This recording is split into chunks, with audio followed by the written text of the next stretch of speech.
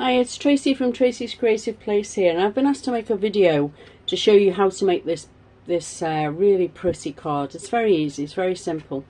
So what we'll be using today to make this card is Lou Collins Textures range, and it's the Wildflowers set, and it's a really comprehensive set. There's papers, there's dies, there's another set of stamps, there's a beautiful cloud stencil, but today I'm just using two components from it, and it's the stamp set with the butterfly on and the corresponding set of dies that obviously cut out the beautiful butterfly.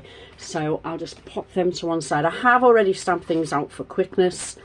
As you can see, I've used the butterfly, I've used the word love from the set, and I've used the word hope, and as I said, I've used the die to cut out the butterfly. So we'll just pop those to one side for a moment because we don't need them just now.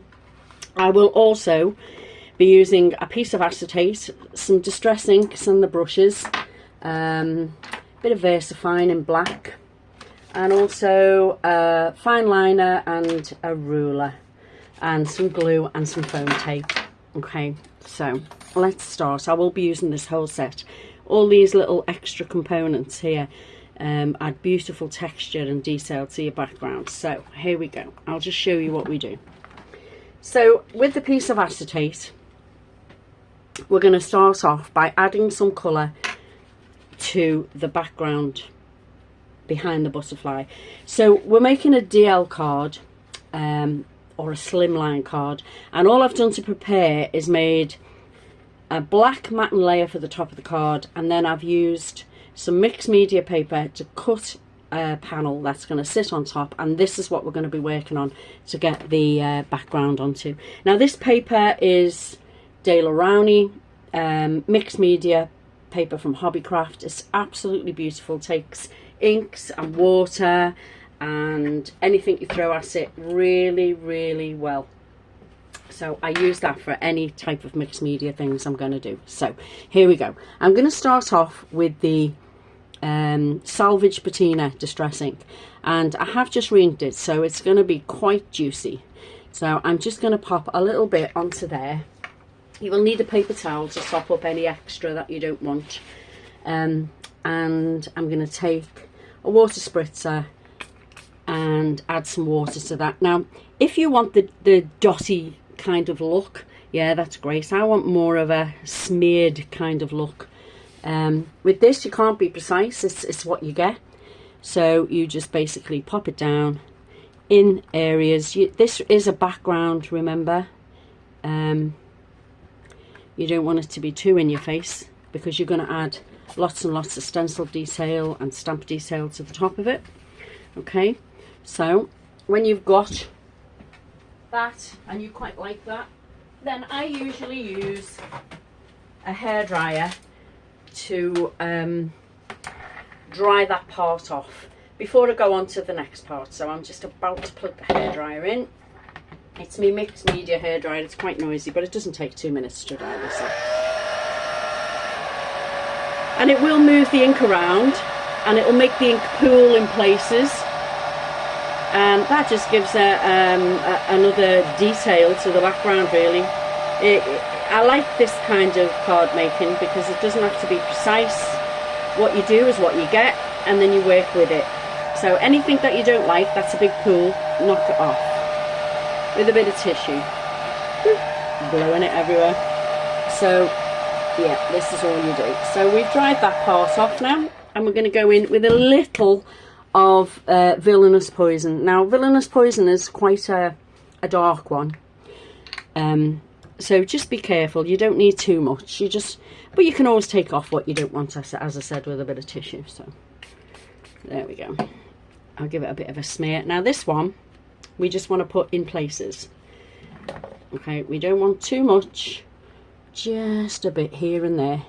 And as you can see, it's quite a dark ink, and I'll show you how to knock it back with your tissue. So now I'll bring it up a little bit, and you can see it's actually quite pale. Use what's on there, don't waste it. Just pop it on. and take off the extra. Just give it a little quick blow dry now, as we want to continue to work on this, to add the layers.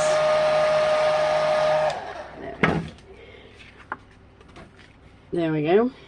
So that's the inky background technique. Not so much of a technique really. It's quite easy to do. So now we want to add some interest. So I shall bring in the stamp set now. I'm going to use this one, and I'm going to use the numbers because they're kind of cool.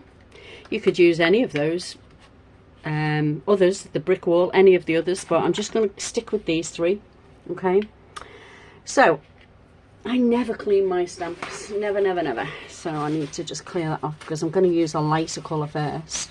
I don't want the black to be all over the place, so I'm just going to clear it off. So now I'm going to use the two colours that we've used on the background. Okay, so I'm going to ink this one up and just pop it. Right, the butterfly, let me just explain with the composition before I go any further. The butterfly is going to sit around about here. So bear in mind where you're going to put the extra little details, okay? And I'm not using this with an acrylic block or a stamping platform or any of those things. I just want it, I'm using it in my hand, and I'm just going to put some down, and it doesn't matter whether it's fully stamps or whether it's really dark or any of those things. If it goes too light, you can add a little bit more. You know, this is just an easy technique to use. So as you can see, I've popped some up there and I've popped some down the bottom. The butterfly is going to sit predominantly in the middle. Okay, so that's that. I'm going to take these little stamps now with the numbers on, and I'm going to ink those too with the same colour, because we make sure they're the right way up, as they look a bit silly if they're upside down. And I'm just going to add some of these in random places. The good thing about the 8 and the 1, it doesn't matter if it's upside down. Okay, I'm going to take the Villainous Poison now, and I'm going to add just a little bit on this one. Now, it is quite a dark ink. I don't want it to be that dark, so I'm just going to do a second generation stamp, which means that you've taken off some of the colour and you ink it, you take it off, and then you use it as a very light layer on there.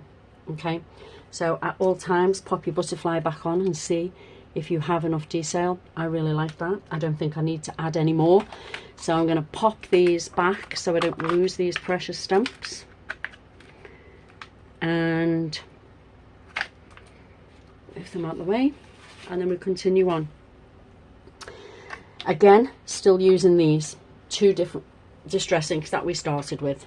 All right, so pop that to one side just for a minute to dry and bring in your butterfly. So I use these brushes to colour things with.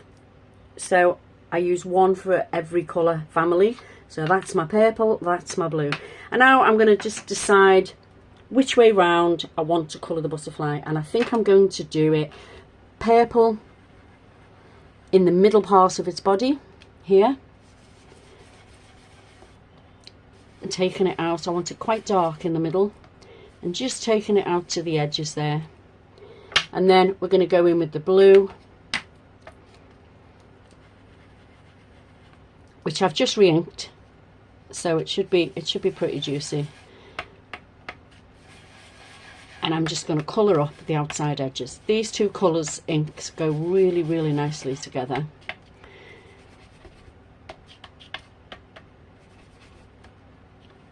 Maybe I didn't re-ink it enough. There we are. And that is as technical as that gets.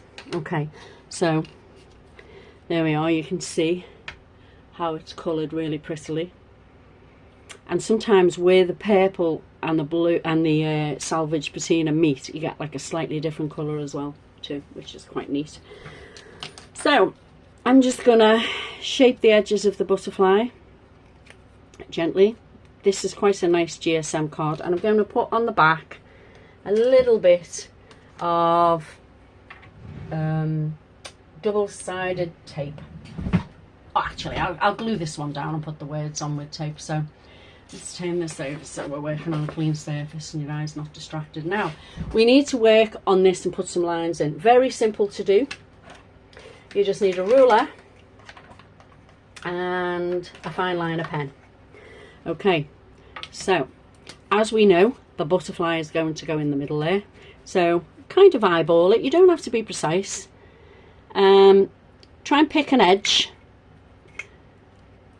that you can lay this ruler against, and then you can, you know, move it across as you wish to get the lines straight. But as I said, I do not mind if the lines aren't straight. And basically all you do a series of lines. You can do 3 or 5, you can space them where you want. It's just absolutely not an issue. You can do some longer than the other, like I've done there. And then I'm just gonna turn it around while I do this one here. Space them by eye, no problem. Okay, there's the 3 lines. Sorry, there we are. And then across, if you wish as well. I think I will this time. Put some across. You don't see all of them because it's behind the butterfly. It depends on where you're placing it, I suppose. And then standard squiggles on the edges. Just adds another layer. It's not difficult to do. And with the squiggles you can also elongate the line too. There we go. So, and now it's time to finish up really.